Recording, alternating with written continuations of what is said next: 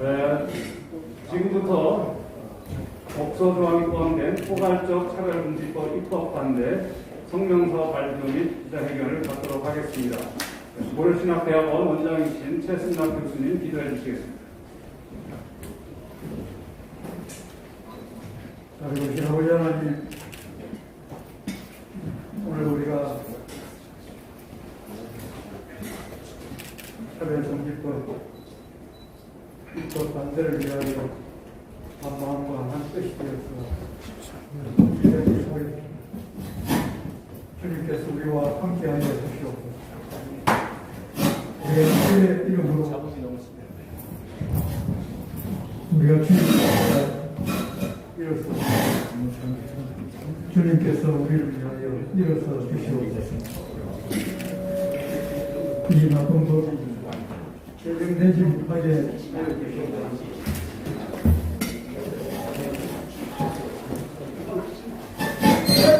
앞으로도 계속 그 도모가 일어나지 못하도록 하나님께서 막으시고 주관하여 주시옵소서. 주님, 우리가 이 자리에 모여서 하나님 앞에 서며 우리의 지금까지의 날을 돌아보니 우리의 부족한 것, 소물이 너무나 많이 보입니다. 우리에게 자유가 주어져 있을 때에 그것이 당연한 것처럼 생각합니다. 주의 복음을 위하여 더 힘써 외치며 가르치며 섬기지 못하였던 것을 용서하여 주시옵소서.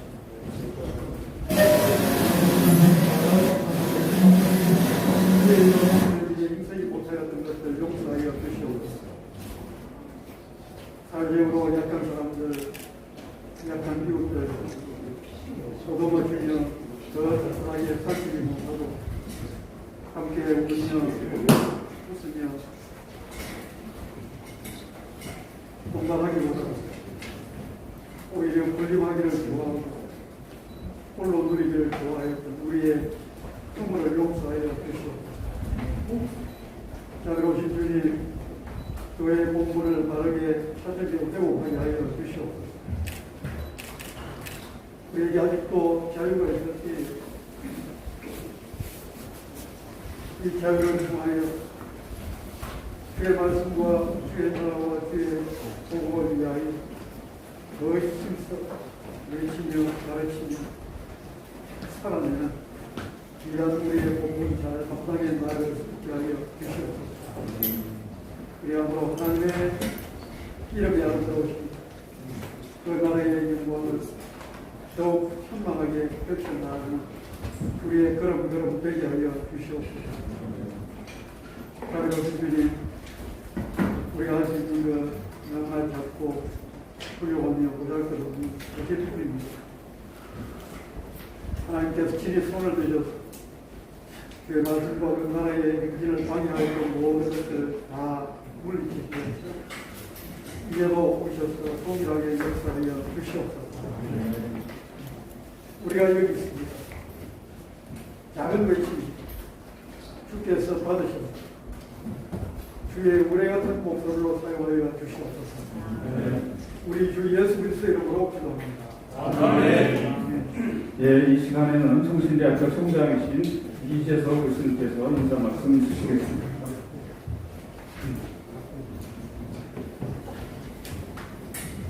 제가 잠깐 일어서서 인사를 드리겠습니다.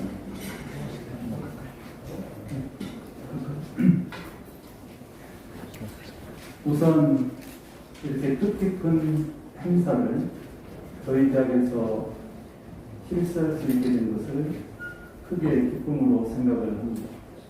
준비해 오신 여러 교수님들, 여러 신학교에 계시는 교수님들 감사의 말씀을 드리고 싶습니다. 큰 땡긴 감이 듭니다. 이런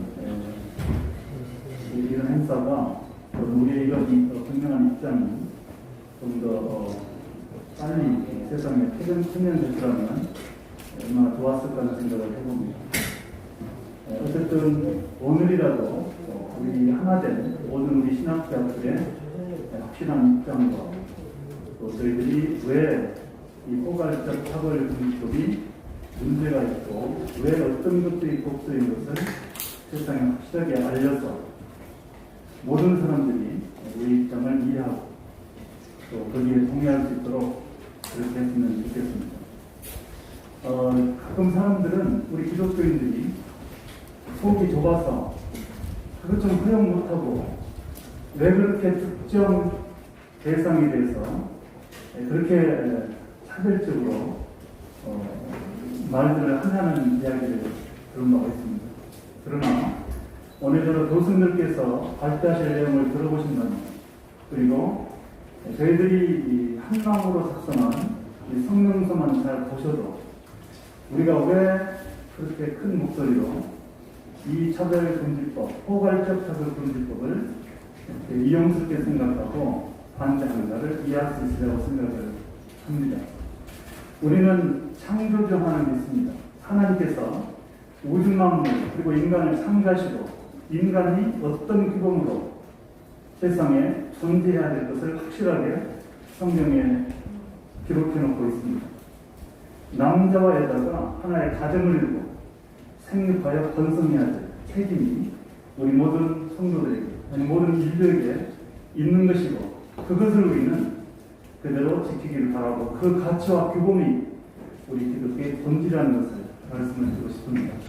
아무튼 와주신 여러 기자님들께서 우리의 이러한 확실한 입장을 잘 좀 세상에 전달해 주셔서 기독교의 저희들의 앞으로 간절하게 소원하는 것들이 반드시 달성될 수 있도록 힘써주시면 고맙겠습니다.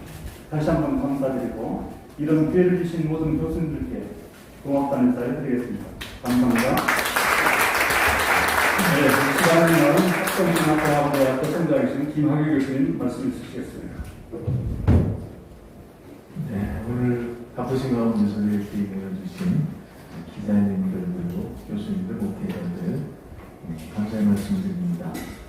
사실 어떤 종교보다도 기독교는 인권을 귀히 여기고 그 사람이 가난하든 장애가 있든 어떤 문제를 가지고 있어도 우리 기독교인들은 끝까지 한 인간을 하나님의 형상 담은 인간을 사랑하고 포용하는 존재라고 생각합니다. 저희가 위험하게 생각하는 것은 포괄적 금지법에 포함된 몇몇 독소조항 때문에 이러한 집회를 갖게 되고요. 인권 자체를 거부하거나 또 동성애가 자체도 저희가 한 인간으로서 예수 그리스도의 마음으로 사랑하고 품는 것을 부인하거나 거부하지는 않습니다. 단지 저희가 문제를 삼는 것은 소위 포괄적이라는 이름 하에 포함된 독소자들이 생각보다 많다. 그것은 기독교적 신념이나 성경의 가르침을 파괴할 수 있고 또는 마음대로 선포할 수 없는 제약을 많이 갖고 있다. 그래서 저희가 용인할 수 없음으로 인해서 이 자리에 서게 됐습니다. 이 자리를 이어서 우리 교수님께서 이제 발표를 해주시겠습니다만은 무엇이 문제인가를 좀 더 명확히 세상에 알리고 이것이 인권 문제가 아니라 또 다른 이슈를 또 다른 문제들을 포함한 법조항이 될 것이라는 것을 염려해서 모였다는 사실을 분명히 알려주시면 고맙겠습니다. 이상입니다. 네, 시간에는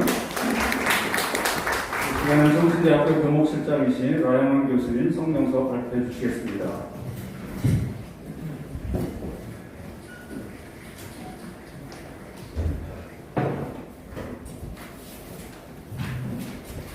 성명서는 안독하겠습니다. 독소조항을 포함하고 있는 포괄적 차별금지법 입법관대 성명서. 우리는 현재 일부에서 입법화를 시도하는 소위 포괄적 차별금지법이 계시된 하나님의 말씀인 성경에 근거한 건전한 신학교육과 교회의 진리 선포를 심각하게 방해하는 독소조항을 포함하고 있기에 이 입법을 강력히 반대한다. 1. 우리는 장애인, 외국인 노동자, 노약자 등이 우리와 동등하게 하나님의 형상대로 지음받았음을 믿고 그들의 인권을 존중하며 어떤 이유로도 그들이 사회적 기회에 있어서 차별하는 것을 반대한다. 2.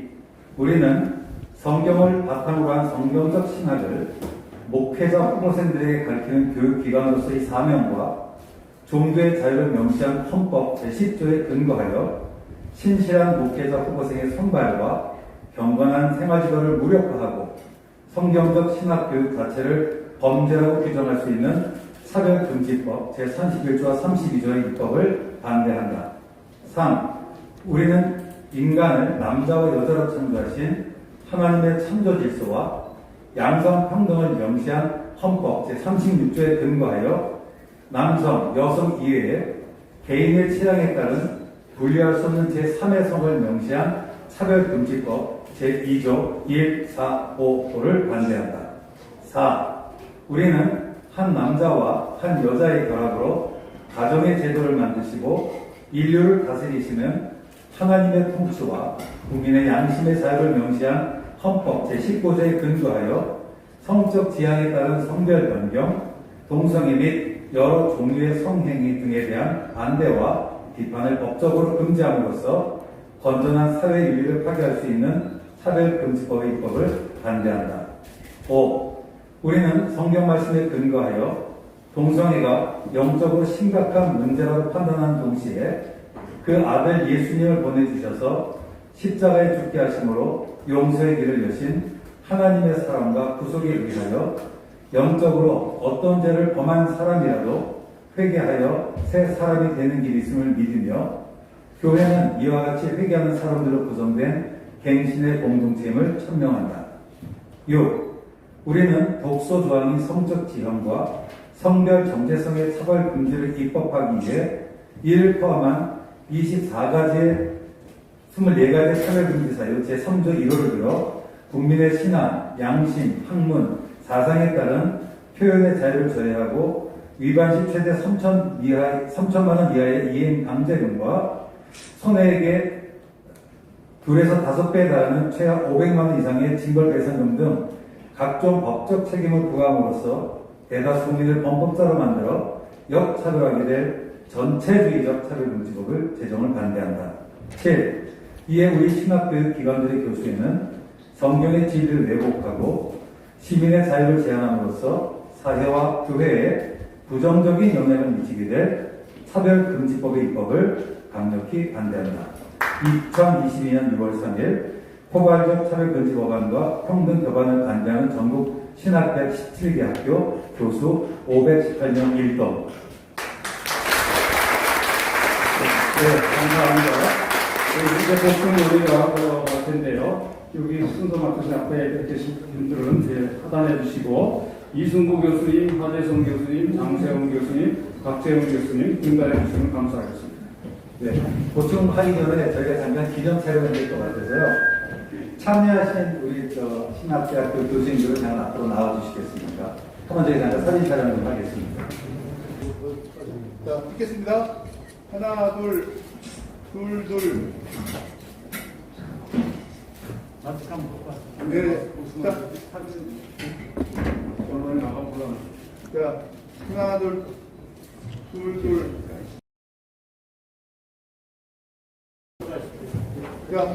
자, 주먹 쥐시고, 예. 자, 주먹 쥐시고, 오른손을 쥐고, 오른손 쥐시고. 사랑을 해야 돼. 자, 둘.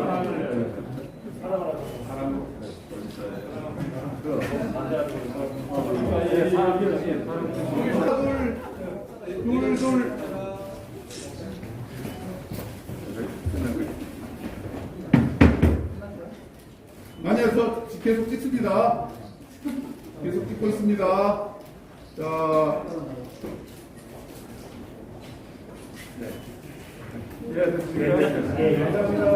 자, 이제 보충 논의를 시작하겠습니다. 먼저 첫 번째로 합동신학대학원대학교 조직신학 교수이신 이승 교수님께서 포괄적 차별금지 법안 특별히 장애인위원회 발의에 대한 논의를 발표해 주시겠습니다. 예, 안녕하세요. 합동신학대학원대학의 이승 교수입니다. 지금 이제 포괄적 차별금지법, 그러면 장혜원 의원이 대표 발의한 법안이 발의되려면 국회의원 10명이 이제 서명을 해야 되거든요. 그래서 발의한 한이 있고, 그다음에 이상민 의원이 발의한 안이 있습니다. 그건 일반적으로 평등법이라고 얘기합니다. 제가 장혜원 의원 안을 중심으로 얘기를 할 거예요. 다음에 이따가 박재현 교수님께서 이상민 의원이 발의한 안의 문제점을 말씀드릴 겁니다.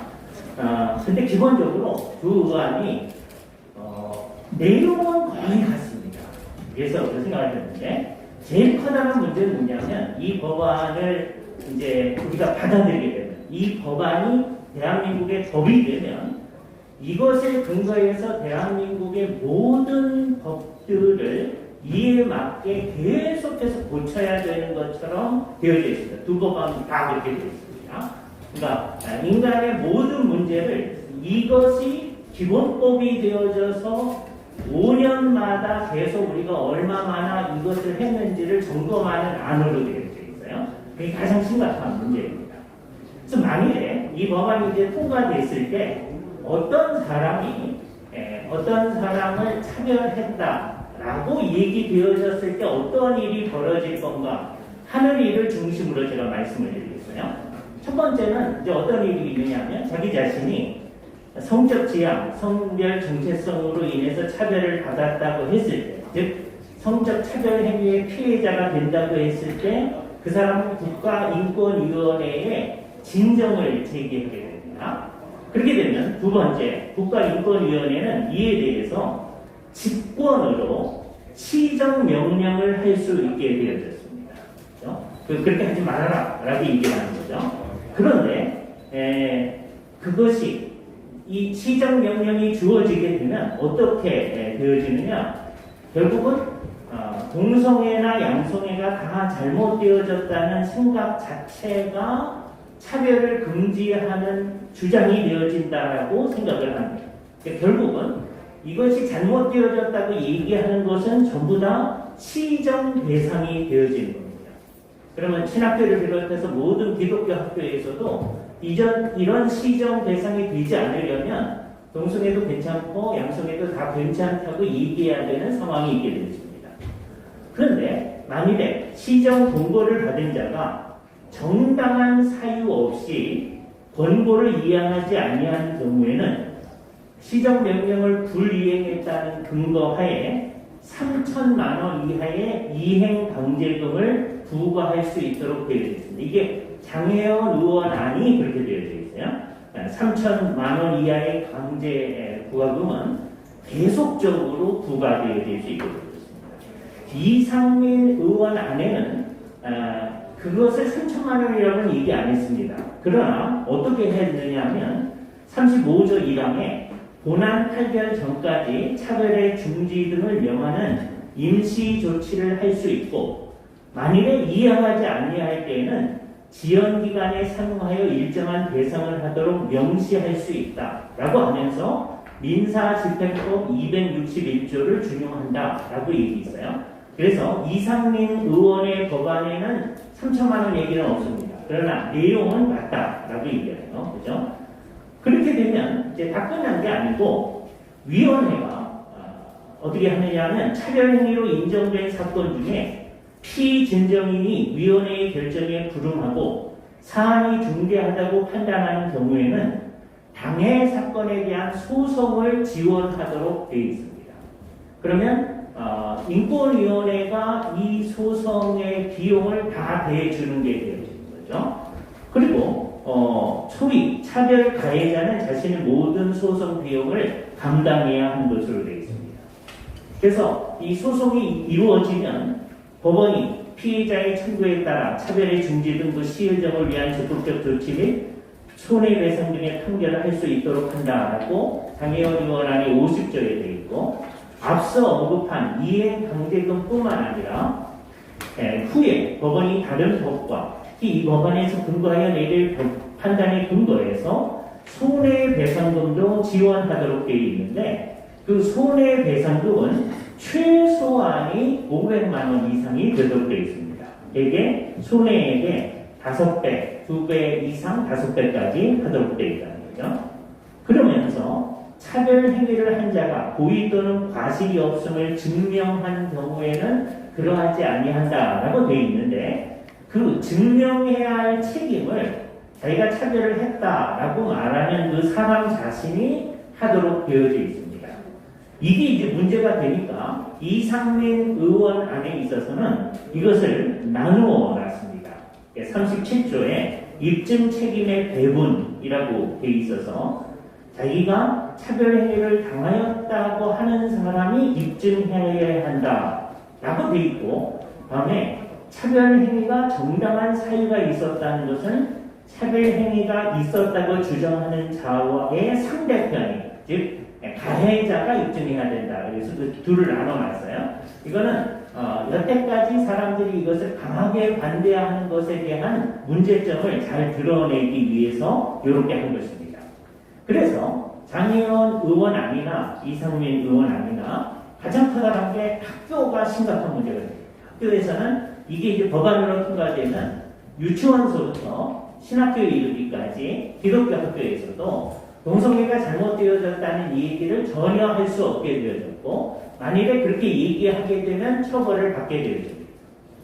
교회는 그러지 아니한다고 홍보들을 많이 하는데요. 그것도 우리가 장담을 할 수 없습니다. 이것이 이제 되게 요즘 설교 같은 것이 온라인으로 다 있는데, 온라인으로 나타나 있는 모든 것들이 일종의 광고 행위로 인정이 되기 때문에 그 광고 행위에 의해서 자기가 차별을 받았다고 할 경우에 인권위원회에 이제 소를 제시할 수 있고, 인권위원회가 어떻게 판단할지 모를 것입니다. 그래서 이런 모든 점에 비춰봤을 때 이것이 우리나라의 법이 되지 않도록 우리는 힘써야 한다고 생각해서, 우리들은 이런 독소 조항 문제 때문에 이 차별금지법 또는 평등법을 문제 삼아서 우리는 이것에 강한 반대를 표현하였습니다. 이상입니다.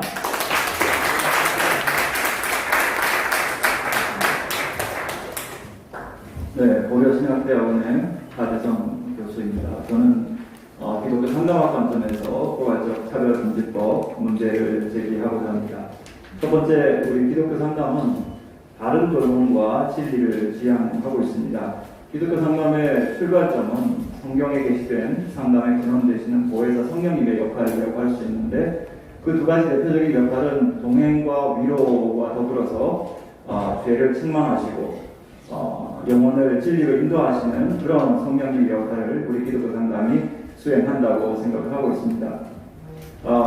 기독교 상담적 관점에서 모든 사람이 차별을 받아서 안 된다는 것, 또 교회가 공의를 따라서 세상의 불의를 감찰하고 그리고 사회적 공의를 실현하도록 노력하는 것은 실천신학 그리고 우리 목회상담, 기독교 상담의 마땅한 도리라고 생각을 합니다. 그렇지만 이 포괄적 차별금지법은 성경적으로 잘못된 영적인 행위를 우리가 분별할 때 그것을 마치 악의적인 차별 행위인 것처럼, 또 고의적이고 지속적인 차별 행위로 간주함으로써 처벌하고자 하는, 그래서 올바른 영혼 돌봄을 무력화하는 그런 잘못된 법이라고 이야기할 수 있겠습니다.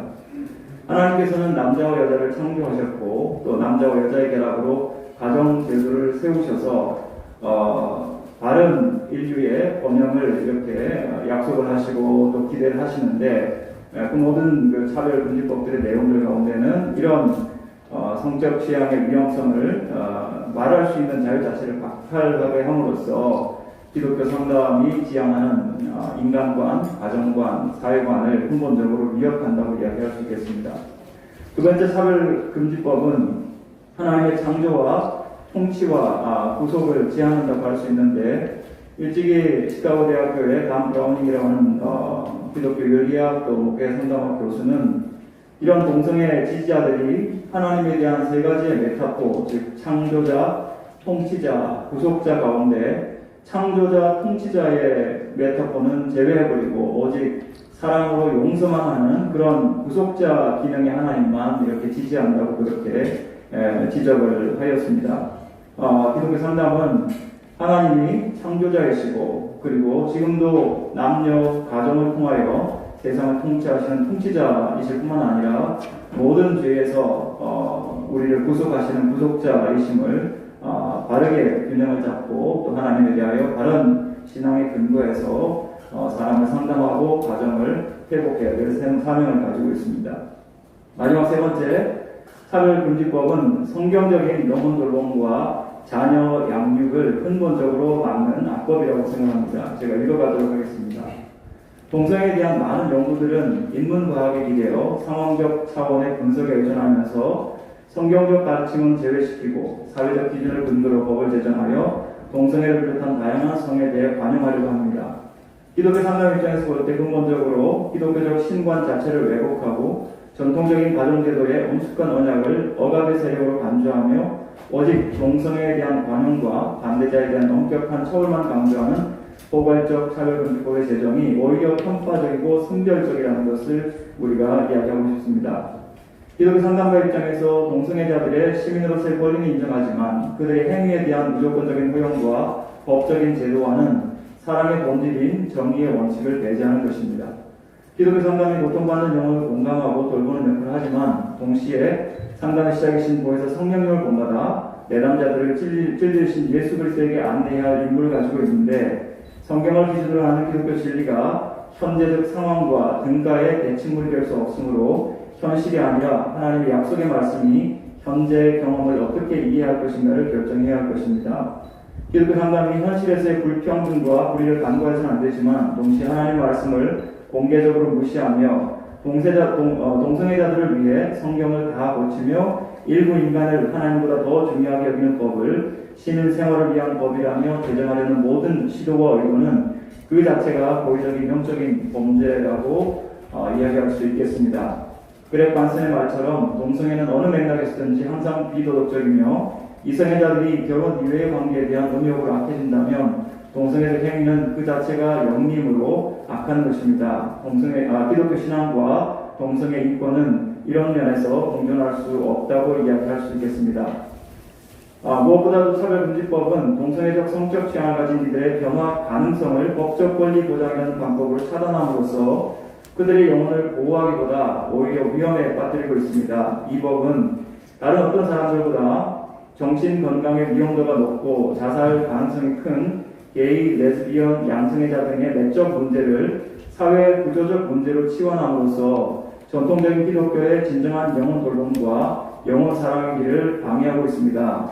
기독교 상담은 동성애적 욕구가 아니라 하나님의 진리, 동성애적 욕구가 하나님의 진리보다 우선이 될 수 없으며 동성애 인권을 지지하고 참여하는 예배가 참된 예배일 수 없고 차별금지법이 동성애적 욕구를 가진 영혼을 참으로 자유롭게 할 수 없음을 분명히 말할 수 있겠습니다. 그 대신 다른 모든 영적인 죄와 마찬가지로 동성애적 욕구를 가진 사람도 죄에 물든 인성에 스며든 성적 무질서의 한 형태인 자신의 욕구를 하나님 앞에 내려놓고 양심에 반하는 합리화 및 제도화의 노력을 멈추고 성적 열망으로 인한 불완전함과 혼란을 하나님께 온전히 맡김으로써 그들의 짐을 대신 져주시는 예수 그리스도 안에서 비로소 차별 없이 참된 사랑과 소망을 발견하게 될 것을 말씀드립니다. 이상입니다. 감사합니다.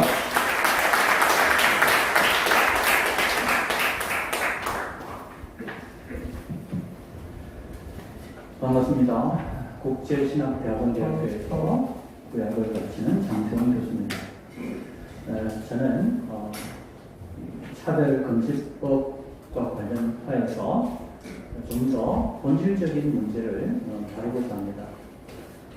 결국 차별금지법의 가장 본질적인 것은 결국 이제 결혼 혹은 부부 혹은 가정이라는 그 정의가 한순간에 무너질 수 있다라는 것에 있다고 생각합니다.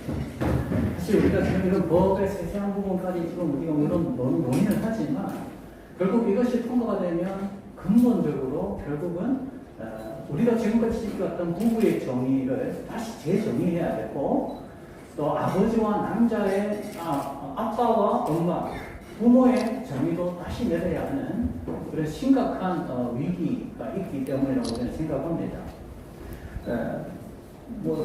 지금 인류 역사상 많은 그 사상이나 또 이념들의 도전이 있었지만 그래도 한 남자와 한 여자의 결합이라는 이 전통적인 결혼관은 계속 지켜져 왔습니다. 그런데 이제 21세기 들어서 정말 엄청난 이제 도전이 온 겁니다. 지금 인류의 역사 속에서. 그게 바로 무엇이냐면은 지금까지 우리가 지켜왔던 바로 이 전통적인 결혼관이 지금 무너질 수 있는 그런 위기에 봉착해 있다고 생각합니다. 그래서 저는 구약을 가르치는 교수로서 차별금지법 자체보다도 이런 차별금지법을 지지하는 소위 성경을 믿고 하나님을 믿는다고 하는 분들의 그 차별금지법을 옹호하는 분들의 그 입장에 대해서 좀 짤막하게 반론을 좀 제시하고 싶습니다. 이건 뭐 전문적인 논문 형식이 아니기 때문에 선언적 형식으로 짤막하게 저의 입장을 정리했습니다.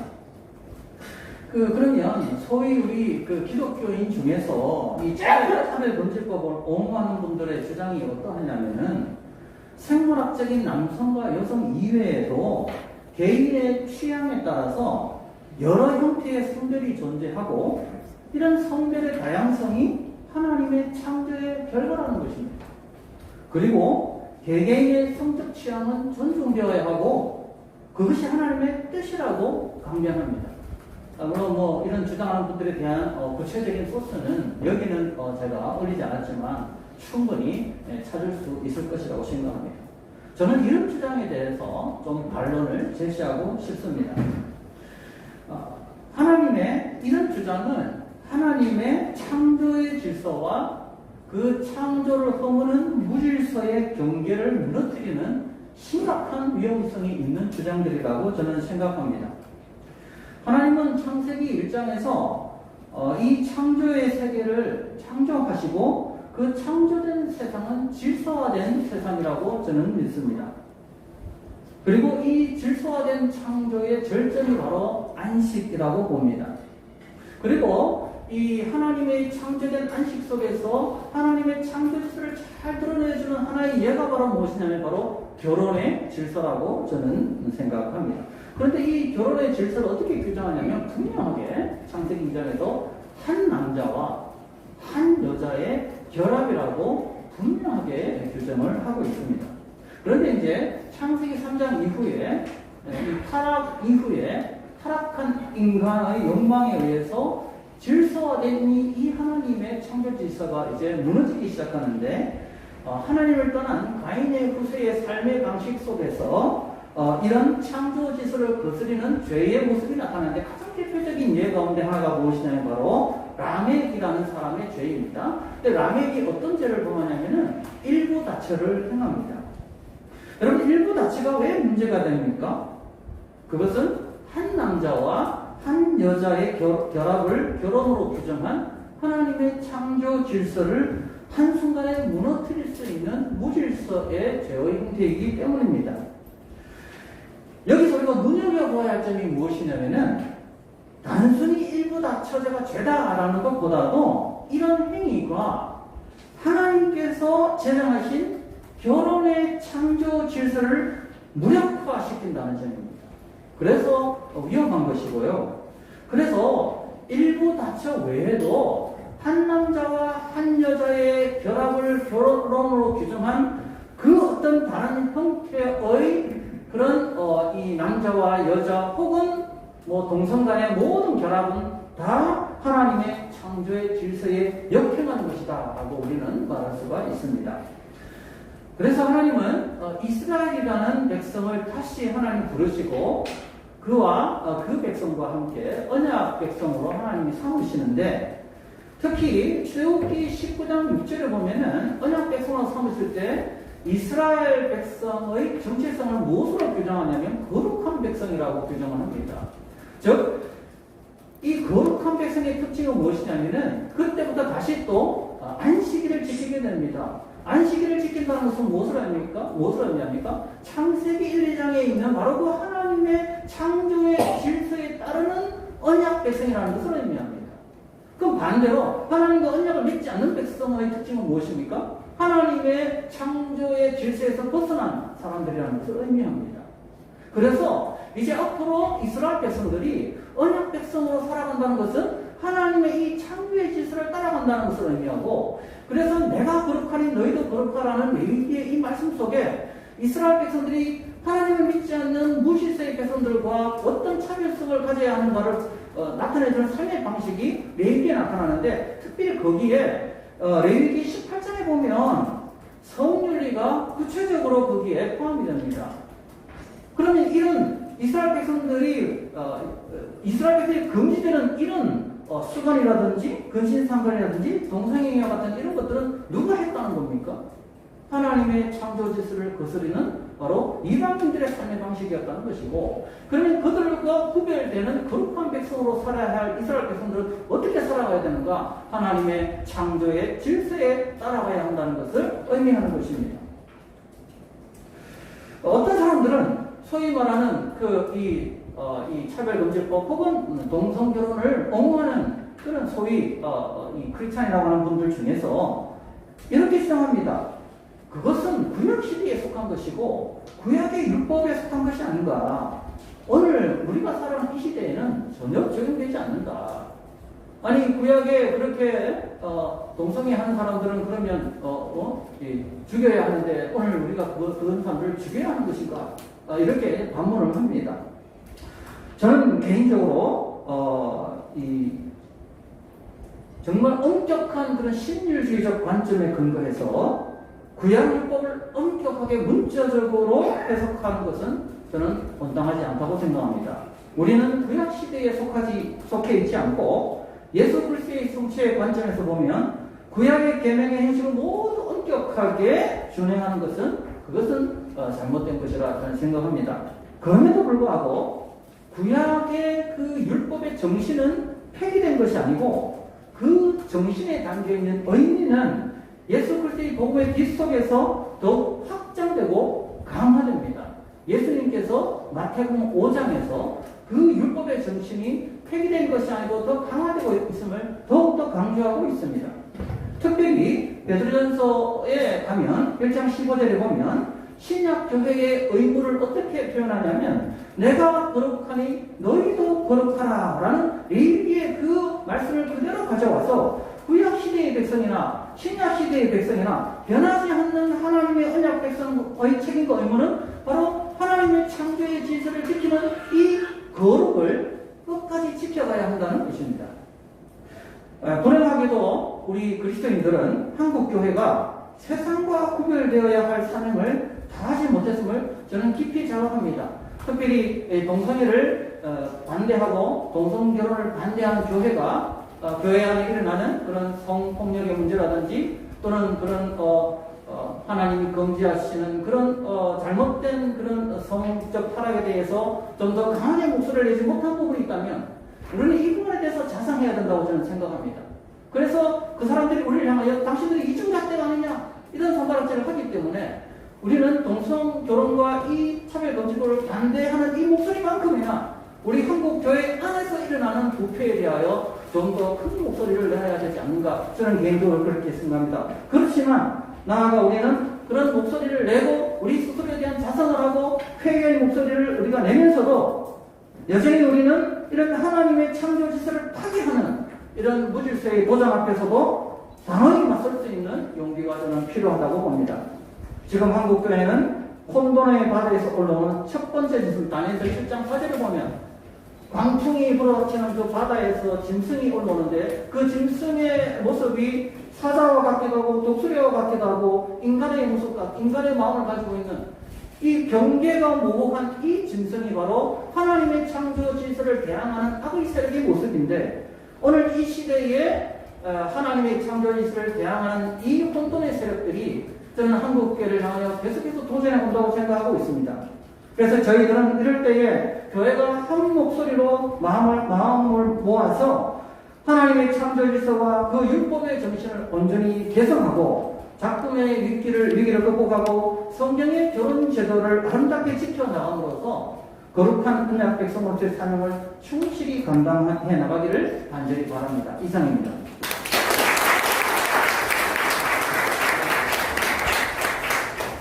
네, 충천대학교 교수학대학원 조신학 및 기독교 윤리 과목을 가르치고 있는 박재영 교수라고 합니다.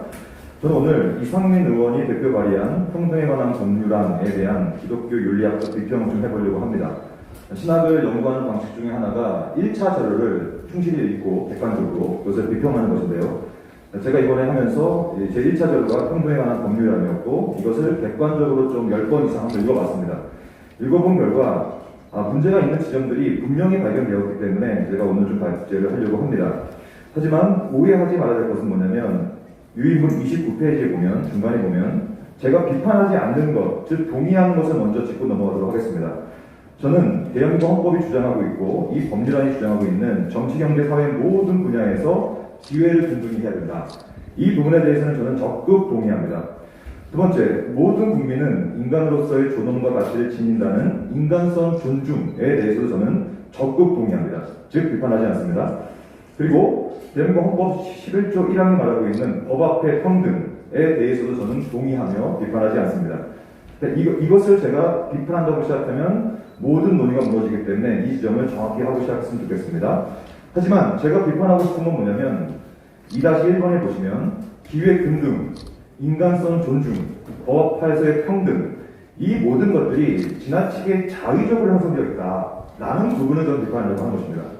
두 번째는 이러한 세 가지 가치관 가운데 있는 긍정적인 수사 뒤에 숨어있는 독소 조항, 악법적인 가치를 비판하려고 하는 것입니다. 세 번째로는 저는 기독교 윤리학을 가르치고 있기 때문에 이 앵글로 봤을 때 이것은 도저히 안 되겠다, 용인이 안 되겠다 싶은 성경적인 근거의 토대로 비판을 하려고 하는 것입니다.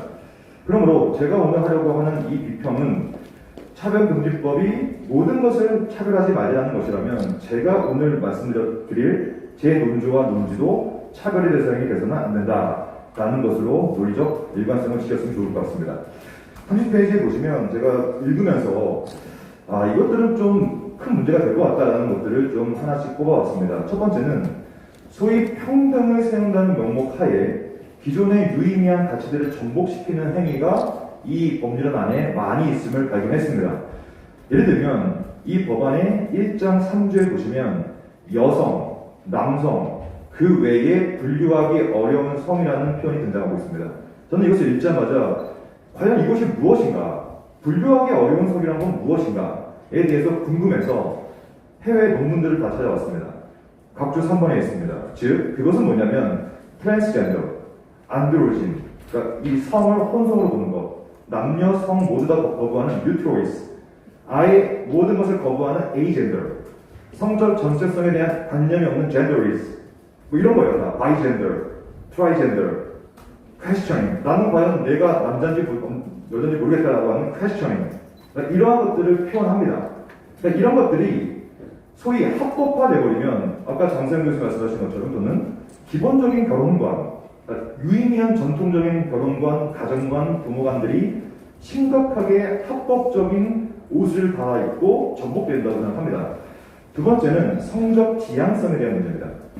성적 지향, 성별 정체성, 어떤 이유로도 차별받지 아니한다라고 하면서 성적 지향에 대한 차별성을 거부하고 있습니다. 근데 이 성적 지향이라는 것이 우리가 늘 알고 있는 동성애, 양성애, 다자성애가 가장 온건한 형식의 성적 지향이고 제가 이번에 다시 연구를 찾아보니까 참으로 별게 많더라고요. 그러니까 거의 수백 가지 이상의 성적 지향들이 존재합니다. 각주 4번에 보시면 이 뭐 처음 들어보는 표현들인데 아크로필리아, 아크로토필리아, 베스크필리아, 카타젤로필리아, 다크라노필리아 이게 다 이상적인 성적 지향을 뜻합니다. 그러니까 이런 것들은 결국에는 포스트 모던 사회의 급습이죠.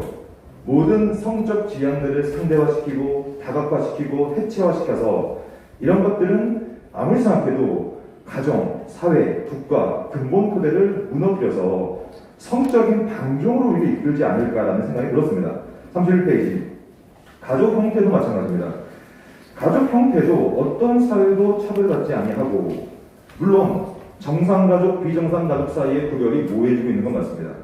그럼에도 불구하고 비혼가정, 대리모 부모가정, 남남 커플, 여여 커플, 동성애 커플, 미혼모 가정, 미혼부 가정 이런 모든 것들이 소위 차별금지법이라는 날개를 달고 합법화되어질 때 많은 전통적인 시각들이 무너지지 않을까라는 큰 우려를 저는 가지게 되었습니다. 그리고 두 번째, 법률안 자체가 갖고 있는 애매모호한 표현들이 좀 있었습니다. 예를 들면 괴롭힘이라는 것, 즉 만약에 내가 괴롭힘을 당했다고 느끼면 이것은 차별금지의 법을 어긴 거기 때문에 좀 이따 볼 엄청난 배상을 물어야 됩니다. 징벌적 배상입니다.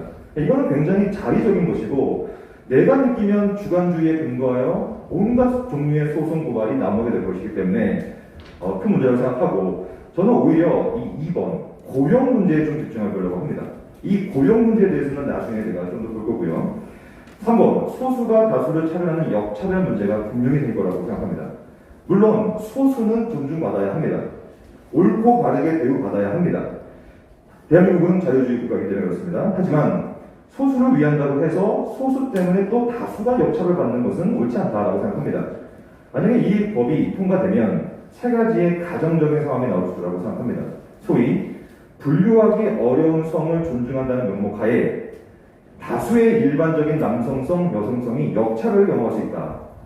두 번째, 소위 소수의 성적 지향성을 존중한다는 명목 하에 대부분이 갖고 있는 다수적인 성적 지향성이 차별을 경험할 수 있다. 세 번째는 소수의 가족 형태와 가족 상황을 존중하는 명목 하에 다수의 일반적인 가족 형태와 가족 상황이 차별을 경험할 수 있게 되기 때문에 제 논지는 만약 소수도 차별을 받지 말아야 한다면 역논리로 다수도 당연히 차별을 받아야 한다고 생각합니다. 4번 국민의 자유권 제한 문제. 이 법이 통과되면 이제는 어떠한 것도 문화, 체육, 오락 공급자는 어떠한 것에 대한 공급 이용해서 이런 것들을 배제해서는 안 된다는 거예요. 그럼 만약에 이거에 대해서 다른 생각을 가졌다면 그것을 방송 및 문화에서 얘기를 할 수 없게 되는 것이라고 저는 생각합니다. 그렇게 되면 더 큰 문제는 종교의 자유가 제한될 수 있다라고 생각합니다. 종교라는 것은 한 종교가 갖고 있는 경전, 캐논, 그 경전을 따라가서 신앙을 함께 해나가는 공동체인데 자유롭게 해야 되지 않습니까? 근데 만약에 이 법안이 통과되면 평등이라는 이름하에 종교가 가져야만 하는 신앙적인 독특성과 경전의 신학적 테두리가 무너지게 될 것이다 라는 생각이 들게 되는 것이죠. 5번은 좀 더 구제 조치와 손해배상에 대한 문제인데요. 특별히 2번에 보시면 징벌적 배상입니다. 3배 이상 5배 이하에 해당하는 범위를 소위 주관적으로 내가 괴롭힘을 당했다고 생각하면 배상을 할 수밖에 없는 상황이 얼마든지 도달할 수 있기 때문에 문제가 된다고 생각합니다. 정리해보면요. 32페이지 마지막에 보시면 그러면 이 법안이 갖고 있는 실천적인 문제는 무엇인가? 저는 고용이 가장 큰 문제라고 생각해요. 고용. 이건 극단적인 가정이기도 한데요. 하지만 충분히 현실 가능합니다. 만약에 이 법안이 공표가 되면 제정되고 실행되면 일선 어린이집 교사 모집에 소위 페다필리아라고 하는 소아성애증을 가진 후보자가 지원을 합니다. 그러면 소위 차별을 받지 않은 채 어린이집 교사가 소아성애증을 가진 사람이 채용될 가능성이 있을 수 있는 거 아니겠습니까? 가정상황이지만 교회도 마찬가지입니다. 교회를 교육자를 초빙하는데 남성성, 여성성, 나는 제3의 성을 동시에 가지고 있습니다. 라고 하는 트라이스젠더가 지원합니다. 그러면 소위 차별을 받지 않은 채 합격되어서 특별히 교회 사역을 하면서 가정사역을 담당해보면 어떻게 될 겁니까, 이거? 이건 분명히 문제 아닙니까? 신학교를 생각해봅시다. 신학교 교수를 초빙합니다. 근데 다자성애를 진행하는 거예요. 동성애 가정을 현재 이루고 있고, 그리고 이분은 성적 지향이 관음증인 겁니다.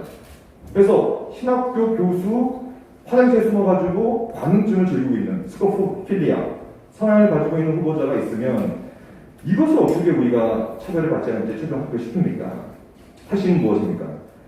고용을 할 때는 저는 그렇게 생각합니다. 각 단체마다 내규에 따른 기준점에 준해서 하는 게 맞습니다. 고용을 하려면. 이는 차별이 아니라 당연한 것이죠. 근데 저는 이 법률안은 이 당연한 상식을 접목시키고 있다 라는 생각이 듭니다.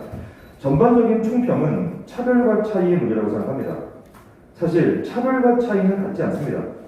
즉 차이를 인정하는 것과 차별화하는 것은 같은 것이 아니죠. 왜냐? 남자와 여자는 서로 다르다고 해서 차별하는 건 아니거든요. 그것이 창조 질서니까요. 남자와 여자가 서로 다르다고 해서, 즉 차이가 있다고 해서 남자를 차별하거나 여자를 차별하거나 이런 것이 아닙니다. 하지만 이 법률은 차별과 차이의 그런 기본적인 관계성마저 좀 혼동하고 있는 것이 아닌가. 그리고 만약에 이 차이 때문에 차별이 실제로 발생한다면 사회적 합의 하에 그 차별을 최소화할 수 있는 법안을 만들면 되는 것인데 왜 모든 차이를 차별로 상정한 다음에 그 모든 차이를 전복시키고 날카롭게 거세시키는 소위 금지를 법안을 만드는 것은 제가 이것을 10번 이상 객관적으로 충실히 읽어본 결과 이것이야말로 법적 폭력이 아닌가 라는 생각이 들었습니다. 나감을 읽겠습니다. 물론 이 법률 안에는 어느 정도 대안책도 있습니다. 예를 들면 특정 직무, 사업 수행의 성실상 불가피한 경우에는 차별이 아니다. 혹은 다른 법률의 규정에 따라 차별로 보지 아니하는 경우에도 차별이 아니다. 라고 대안책이 있습니다. 하지만 제가 볼 때 이 대안책은 너무 많은 비판을 받기 때문에 약간 칭소봉대의 느낌이 납니다. 미봉책 느낌이 납니다. 왜냐하면 이 법안 전반에 걸쳐서 표현된 논조는 차별에 해당하지 않는 것에 집중하기보다는 오히려 차별에 해당하는 것에 또한 차별 규정에 처벌 규정에 훨씬 더 집중하고 있기 때문이었습니다. 마지막으로 기독교 윤리학은 성경적인 가치관 위에서 삶의 방향성을 설정하는 학문입니다.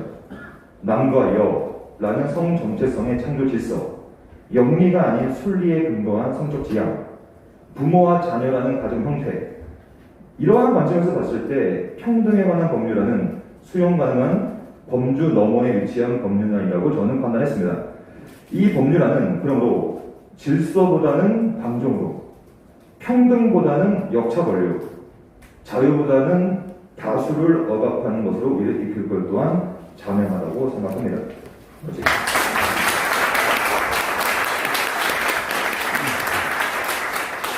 이제 기자분들 가운데서 혹시 질문이 있으신 분들은 자유롭게 질문을 해주시기를 바랍니다. 혹시 있으시면. 없으신가요? 자유롭게. 기자분들 가운데서. 예. 그러니까 여기 장신대학교로 되어 있는 게 장로의 신학대학을 말합니까? 아니면 다른 예, 장로의 신학대학교의 교수님 가운데서 몇 분이 같이 해주셨습니다. 장신대가 장로 신학대학. 예. 특히 신약학 분야의 교수님들, 장신대 신약학 지금 대표 교수가 소기천 교수인데요. 소기천 교수하고 같이 신약학을 가르친 교수님들은 다 같이 해주셨습니다. 다른 분과는 아직 얘기 없고 서울장신에서 한 분 해주셨고요. 감신에서 한 분 같이 해주셨고요. 협성대학교 은퇴하신 교수님도 같이 해주셨습니다. 예, 감사합니다. 또 질문 해주시면 누가 없으시나요? 예, 또 뒤에 먼저 해주시고 그다음에 정 목사님 해주시죠. 예.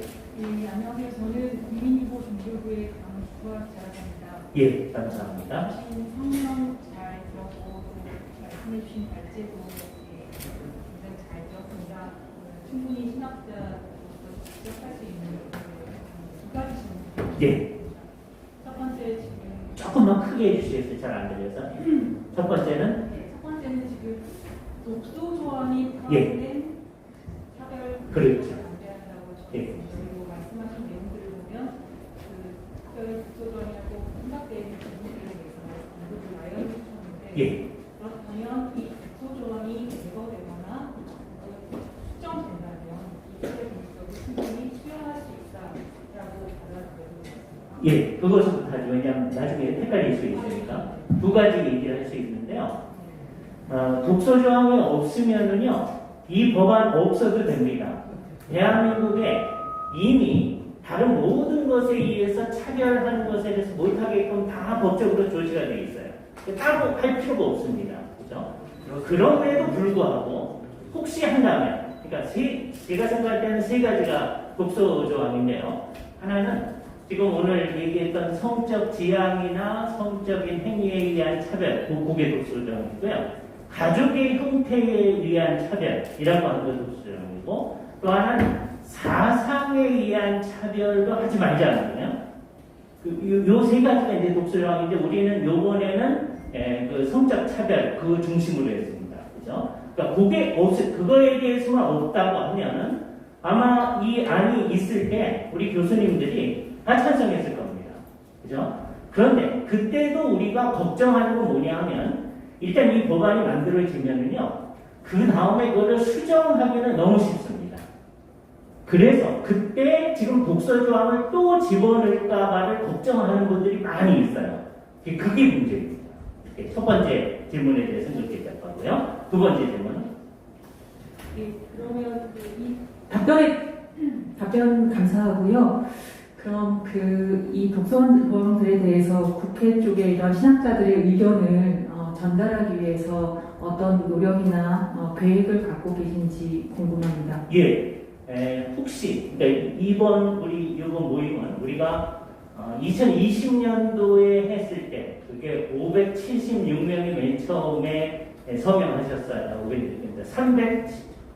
376명. 그리고 이번에는 이제 517명이 같이 하셨거든요. 우리 사회에 얼마나 이 문제가 더 심각해졌는지를 보여주면서 그때도 그 다음에는 이제 신학교 교수님들뿐만 아니라 일반 대학 교수님들하고 같이 해가지고 우리가 논의를 하고 있는데요. 국회회관에서 이런 문제를 포함해서 이제 이러한 모임을 가질 수 있지 않을까 하는 논의를 하고 있습니다. 그게 어떻게 되는지 잘 모르겠어요. 그래서 국회에서 이 법안을 이제 구체적으로 법안심사위원회에 상정하지 않아주기를 바라는 거죠. 그리고 본회의에 상정하지 않아주기를 바라는 겁니다. 그래서 그게 하지 않는다면 우리가 굳이 국회가 찾아가서 할 필요는 없겠고요. 그런 일이 발생하지 않게끔 우리 언론들이 힘써 주셔서 그런 일들이 있지 아니하도록 해주시기를 부탁드립니다. 정 목사님 질문해 주시고요. 질문보다 자, 우리가 신학으로 이렇게 해가지고 차별금지법을 막을 수 있느냐 전략적으로 한번 가봅시다. 우리가 했다. 그럼 저쪽에서 뭐라고? 청신대에서 뭐 이리저리 이야기하는데 기독교 일부 보수주의자들이 반대합니다. 17%입니다. 그러나 대다수의 국민들은 이 차별금지법에 찬성을 합니다.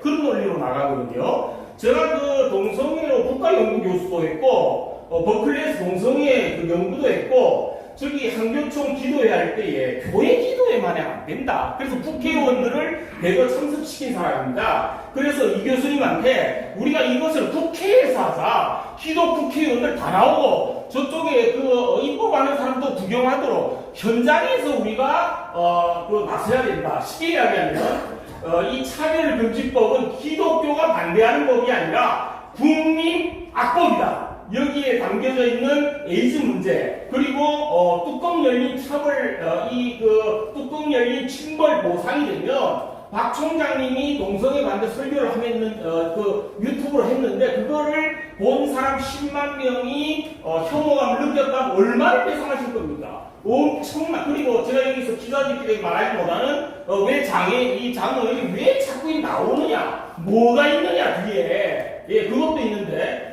우리가 초점을 국민학법이고 이것이 국가를 망치는 법이다라는 것을 논증하는 신학적인 서포팅이 있어야 된다. 그 점에 대해서 좀 어떤 전략적인 그 논의를 가져주시면 어떠냐. 네, 감사합니다. 그러니까 이건 이제 우리끼리 하는 얘기고요. 그다음에 이거를 이제 오늘 아침에도 우리 김대웅 교수님께 얘기를 하셨는데 믿지 아니하는 분들한테 얘기할 때는 그분들이 이해할 수 있는 용어로 우리가 번역을 해서 해야 되겠죠. 그래서 우리들이 지금 이렇게 만들어 놨던 안을 이제 이 사회 속에서 이제 어떤 식으로 표현을 해내느냐, 이게 소위 공적 신학의 이제 문제인데요. 그 논의는 이제 다음 단계에서 우리가 하도록 할 것입니다. 일단은 교계에서 이렇게 의견을 모았습니다. 계속됩니다. 조이신문 지용길 목사입니다. 아까 말씀하신 것처럼 법제화에 있어서 어떤 독서조항이 없어진다 할지라도 개정을 통해서 그런 것을 나중에 수반할 수 있다는 그런 부분들을 많이 염두에 두고 하셔야 될 것 같고요. 제가 좀 물어보고 싶은 것은 뭐냐면은 이번에 그 법안을 추진하는 사람들이 공청회를 했다고 하는데 지금 우리 교수님들과 같은 이런 성경적인 또 바른 이런 가치관과 또 논리를 가지고 있는 분들이 그 공청회에 참여했는지, 혹시 참여를 안 하게 됐다면 왜 안 했는지 좀 그 부분이 좀 알고 싶고요.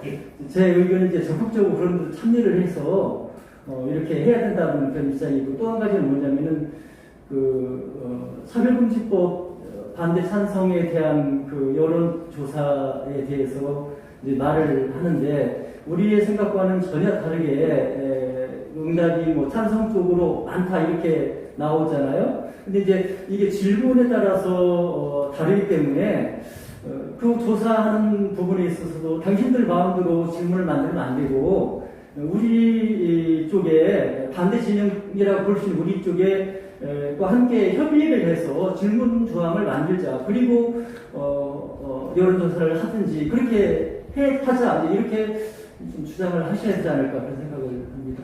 예, 일반 시민들도 동성애 이 차별금지법이 어떤 의미인지를 잘 알게 되면 다 상당히 많은 수가 반대하는 거예요. 70몇 %가 반대하는 거예요. 그러니까 상황을 잘 모르면 이런 차별하는 일이 이 세상에 있는데 차별하는 걸 찬성하시고 반대하시고 차별하면 안 되죠. 이렇게 얘기를 하죠. 그러나 구체적으로 설명을 해주면 우리 사회 안에서 그래도 일반 요청 안에서 사람들이 저항하는 사람이 훨씬 더 많다고 생각합니다. 그래서 지금 말씀하신 것처럼 정당하게 문항이 제대로 된 여론조사가 일어나는 것은 굉장히 필요한 일이고요. 6월 25일에 있었던 그 공청회 때문에 사실 이 일이 이루어진 겁니다. 그분들이 공청회 한다는 얘기를 듣고 그거에 대해서 우리들은 문제를 삼아야 되겠다 해서 이제 각 학교의 교수님들의 회의가 같이 동원되어져서 이 일이 이루어졌거든요. 그런데 그 자체도 한 당 중심으로 다른 사람들을 배제하고 공청회를 하셨어요. 그 안에서도 그렇습니다. 그러니까 우리 같은 사람은 오라고 하질 않죠. 그래서 공정한 공청회가 되지 않습니다.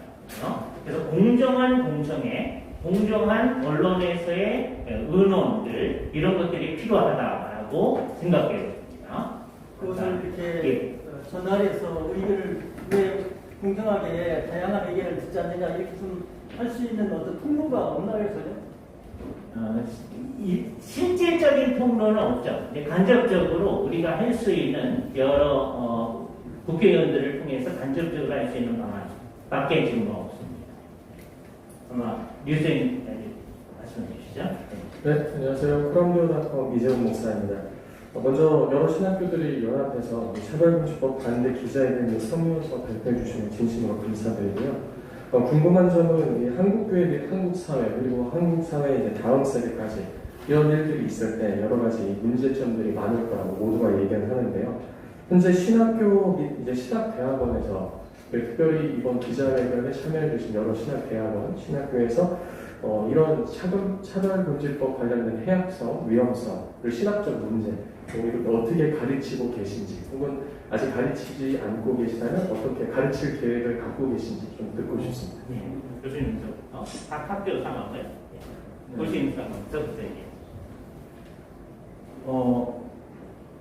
저희가 이제 5월 3일에 이런 독소조항에 대한 차별금지법 선언서를 처음 이렇게 발표를 하면서 특별히 이제 그 당시에 여러 가지 법적인 재정들이 시급하게 이렇게 돌아가는 가운데 자칫 이때를 놓치게 되면 이런 선언서도 만들기 어렵겠구나 그런 위기의식을 가졌었고 그래서 교수님들 함께 모여서 이것을 오랫동안 토론을 하고 또 문안을 작성을 해서 선언서를 발표를 하게 되었는데 저희 고시에서는 원장님을 비롯해서 모든 교수님들이 성경적인 가정 그리고 또 교회 무엇보다도 이제 영혼 구원과 영혼 돌봄 이것에 대해서 중점을 가지고 그 선언서가 작성이 되어서 발표되었을 때 아마 수업 시간에다 저도 저를 포함해서 다 학생들에게 이렇게 발표를 했고 그리고 또 홈페이지나 이런 걸 통해서 또 브람베어닷컴 통해서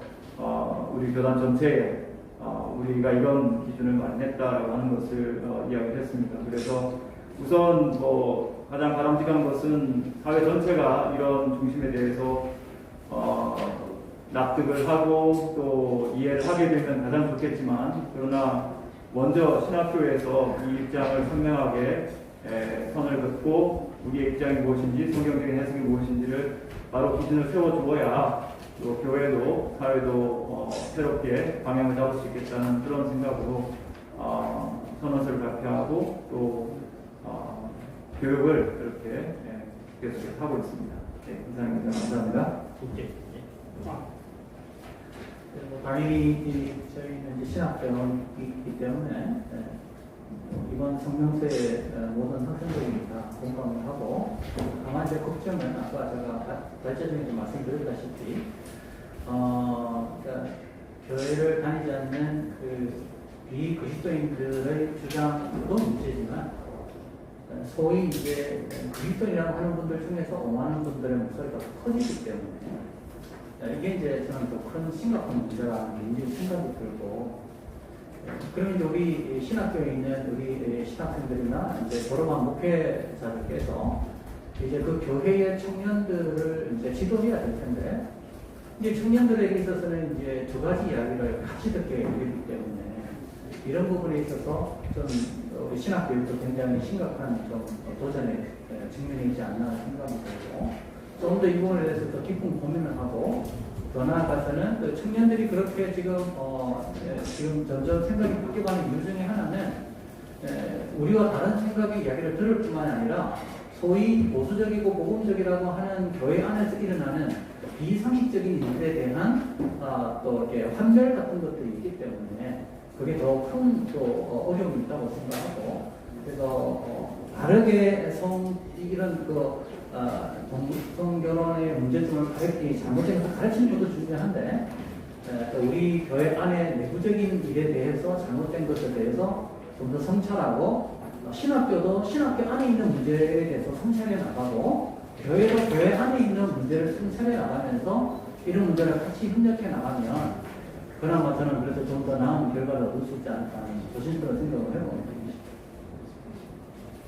네, 충신대학교 신학대학 같은 경우에는 이번에 이 성명서를 이제 제출하고 서명을 받을 때 모든 교수님들이 마음을 모아서 바로바로 서명을 해주신 걸 봐서 다들 동의를 하고 있으시고, 각각의 수업에서는 어떻게 하시는지 모르겠지만 저 같은 경우에는 이번 학기에 기독교 윤리 과목을 가르치고 있기 때문에 제가 이 내용을 꺼냈었어요, 한번 수업 시간에. 그래서 평등법이라든지 차별금지법이 어떻게 생각하냐고 전사님들, 학동측 목회자 후보생들인데 전부 다 여쭤봤더니 이걸 잘 모르는 분들은 평등법 자체를 긍정적으로 평가하더라고요. 그래서 제가 그렇게 생각하지 마시고 이 평등법 자체가 갖고 있는 내용들을 좀 소개를 시켜드리니까 그 다음부터는 되게 놀라더라고요.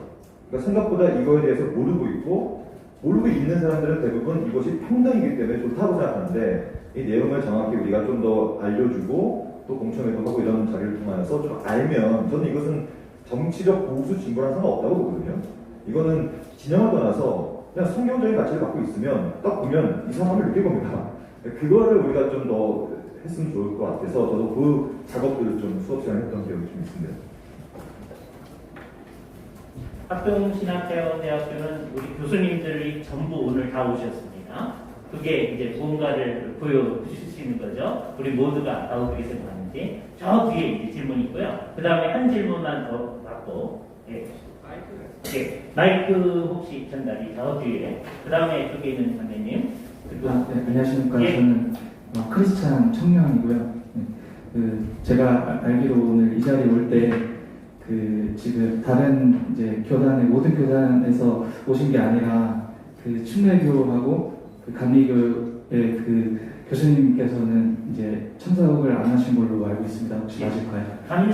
침신 교수님들도 참석을 하셨고요. 감신 교수님도 두 분이 같이 하셨습니다. 예. 그래서 제가 여기 주신 성명서 논문에도 보니까 교단의 신학대가 빠져 있어가지고 제가 여쭤봤던 거고, 모든 교단의 신학교들이 연합을 해서 이 차별금지법 입법을 반대하는데 같이 동참해서 하고 있는지, 그렇지 않다면은 어떤 이유 때문에 이게 의견이 갈리고 있는지 그게 좀 궁금해서 질문을 드리게 되었습니다. 예, 거기 안에 있는 이제 교수님 일동으로 되어 있는 학교들이 있을까요? 그건 모두가 찬성한 학교들이고요. 그냥 교수들 이렇게 되어 있는 학교는 안 그러신 분들이 있고, 아주 소수만 참여하시는 학교들도 있어요. 거기에는 이제 대부분의 분들이 여기에 대해서 별로 관심이 없으시든지 아니면 찬성하시든지 그런 학교들이죠. 그런 상황이라고 하는 것을 아시면서 그게 우리나라의 기독교계의 신학의 양상을 보여주는 것이다 라고 이해를 하시면 될 것입니다.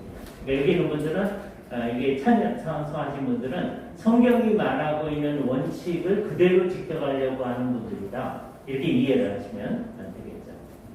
저 끝에 계시는 분, 예, CTS 마이크를 좀 전달할 수 있을까요? 네, 형제님이 가지고 계십니까? 예.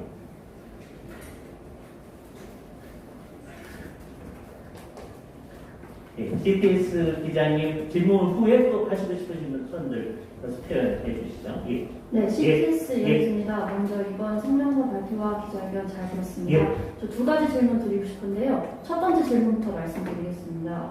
이제 그동안 차별금지법을 반대하는 성명서나 성명 발표를 하신 분 단체나 기관이 참 많았는데요. 이번에 특별히 신학 교수님들이 모여서 발표하신 성명서가 어떤 의의가 있다고 생각하시는지 궁금합니다. 예. 그냥 제가 얘기를 해드려야겠죠. 옛날 20년도에도 우리가 했습니다. 똑같이 그때는 장혜영 의원이 첫 번째 법안 나왔을 때 그걸 일반적으로 포괄적 차별금지법이라고 하거든요. 그때도 우리들이 다 같이 했었었는데요. 그때는 학회를 중심으로 해서 한국공직신학회를 중심으로 해서 한국개혁신학회, 한국장로교신학회 등등, 한국성경신학회 등등 한국에 있는 신학회를 중심으로 해서 회장님들을 중심으로 발제를 했었고요. 물론 이제 내용에 있어서는 다 같은 내용이고 같은 분들이 참여하신 거예요. 이번의 특성은 뭐냐면 각 학교의 교수회가 중심으로 움직여졌다고 해요. 그러니까 각 학교가 이것의 의미를 굉장히 의미 있게 부여하고 있다.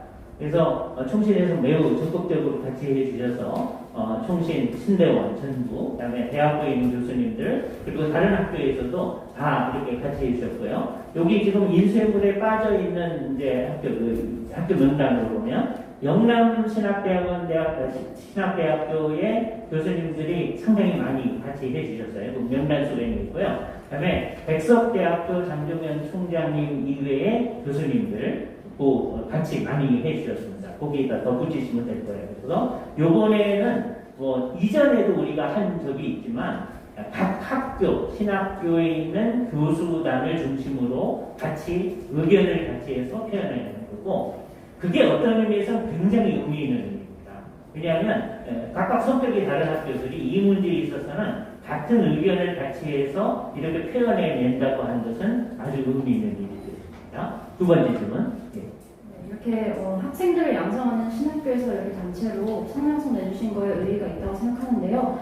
이제 두 번째는 이제 반대 성명서를 발표하는 것뿐만 아니라 구체적인 해결점이 제시되지가 않는가 생각이 듭니다. 사실 차별금지법에서 보호한다고 말하고 있는 사람들이 단지 동성애자나 양성애자뿐만 아니라 한부모 가정이라든가 우리가 기본적으로 일반적으로 알고 있던 가정 형태가 아닌 것 이런 사람들을 얘기하고 있거든요. 근데 이제 어느 날 갑자기 이들이 등장해서 우리를 인정해달라, 보호해달라 이렇게 말하는 게 아니라 이들이 예전부터 있었고 점점 더 많아지고 있는 사회가 되고 있지 않습니까? 그래서 이제 아무래도 이렇게 성명서를 발표하는 것뿐만 아니라 어떻게 우리가 영혼을 구한 사학이라든지 구체적인 해결점을 좀 제시했으면 좋겠는데요. 여기 신학 교수님들은 좀 어떻게 생각하시는지도 그리고 어떻게 방법을 생각하고 계신지 말씀해 주시면 좋겠습니다. 예, 아까도 얘기했지만 우리가 다른 형태의 차별, 예를 들어서 한부모 가정에 대해서는 전혀 차별하면 안 되죠. 그죠? 또 미혼모 가정이 있을 때 어머니가 애를 낳았는데 거기는 너희가 법적으로 가정이 아니기 때문에 지원할 수 없다. 그러면 안 되잖아요. 그런 거에 대해서 차별하지 말자는 건 전혀 아니거든요. 그것하고 함께 이런 동성애 문제, 그래서 동성애 커플이 가정으로 하려고 하는 만일에 지금 현재 우리나라에서 그게 안 되어 있는데요. 이 법안이 통과되게 되면 분명히 그것도 공정한 가정으로 등록하게 되고 정당하게 인정받아야 되는 결과가 나타나는 거죠. 그것을 문제 삼는 겁니다. 그럴 때 우리들은 아까 말했던 그런 한부모 가정 이런 것들에 대해서 보호하고 잘 도와주고 하는 것은 여태까지도 열심히 해왔고 계속해서 열심히 해야 된다. 그걸 강조하는 것이죠. 그리고 그거는 다른 법률로도 많이 보호되어지고 있다. 그것을 잘 지키만 하면 된다. 이 특별한 이 법안이 있어서 그런 가정들이 더 잘 보호될 수 있는 게 아니다. 우리는 그런 가정들을 더 잘 보호하기 위해서 노력한다라고 하는 것을 강조해야 할 것입니다.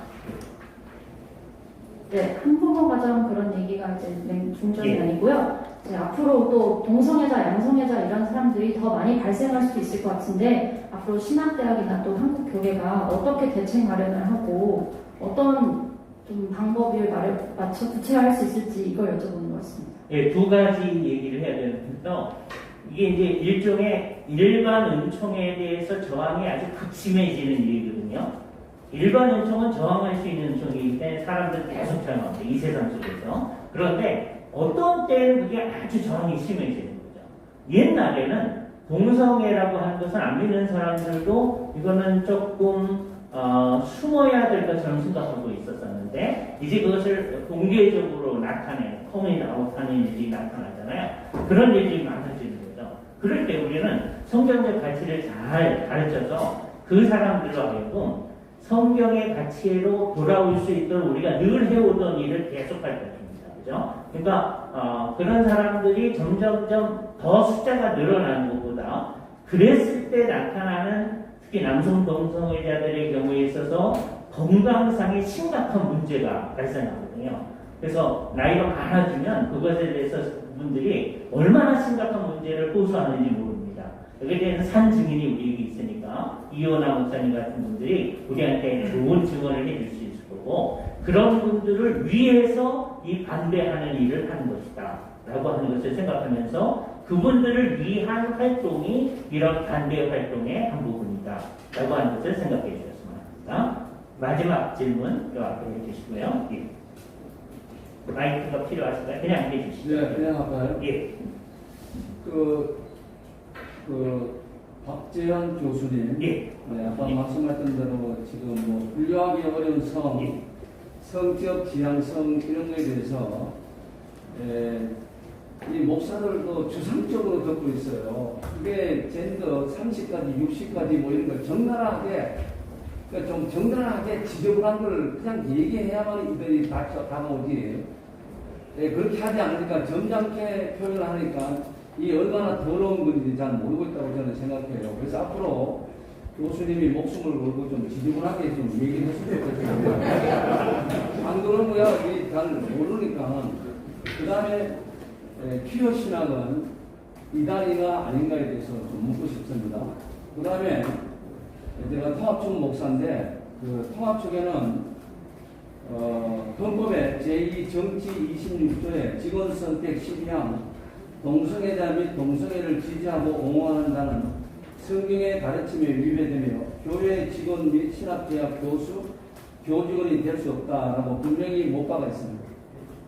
다른 교단에도 그렇게 있는지 아니면 우리는 이렇게 통합집원 박아놨으니까 배수진을 쳤다고 봐요. 물러질 수도 없고 뗄 수도 막을 수 없으니까 다른 교단에 있는지 답변을 기다린다. 뭐 하나님 은혜 주시면 목숨을 걸고 이 내용을 목숨을 건다기보다는 신앙의 양심 또한 신학적 양심으로 좀 저는 하려고 합니다. 그래서 제가 이것을 발제하면서도 또 연구하면서도 아닌 것 같다는 생각이 강하게 들어서 동참했던 것이고 또 이러한 내용들을 좀 발제했었기 때문에 신학적 양심으로 좀 저는 좀 접근하려고 하고요. 그리고 퀴어 신학 같은 경우에는 저는 그것도 제가 좀 살펴봤더니 전혀 창조 질서와 생명 가치관에 부합하지 않습니다. 그건 분명합니다. 그래서 그 지점에 대해서도 기회가 되면 제가 좀 연구해서 발제를 좀 하려고 합니다. 그리고 그 외에 교단에 대한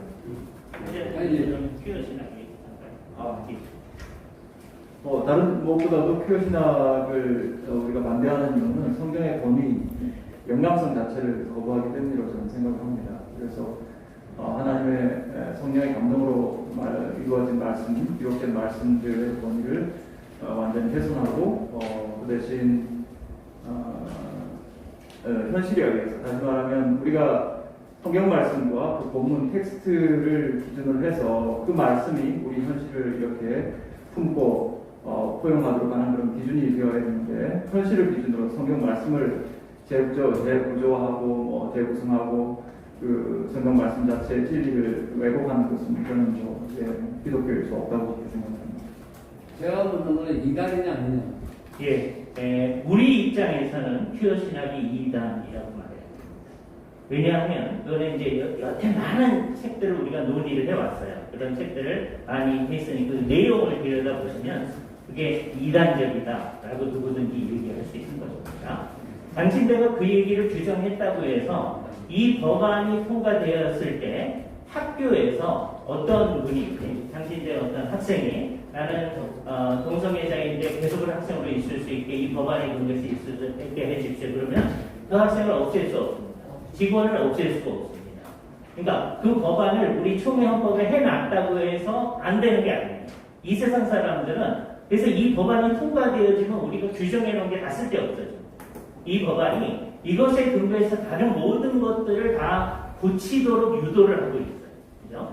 그래서 우리나라 헌법도 지금 어떻게 되어 있냐면 남성, 여성, 양성으로 되어 있거든요. 헌법에는 양성 평등을 강조합니다. 근데 일부 사람들이 성평등을 지향해놔요. 그때 성평등이란 말의 뜻은 양성평등을 줄여서 쓰는 말이 아니라 그 함의가 뭐냐면 남성, 여성, 그 밖에 분류할 수 없는 제3의 성, 미국처럼 33개 다 얘기할 수도 있는 거예요.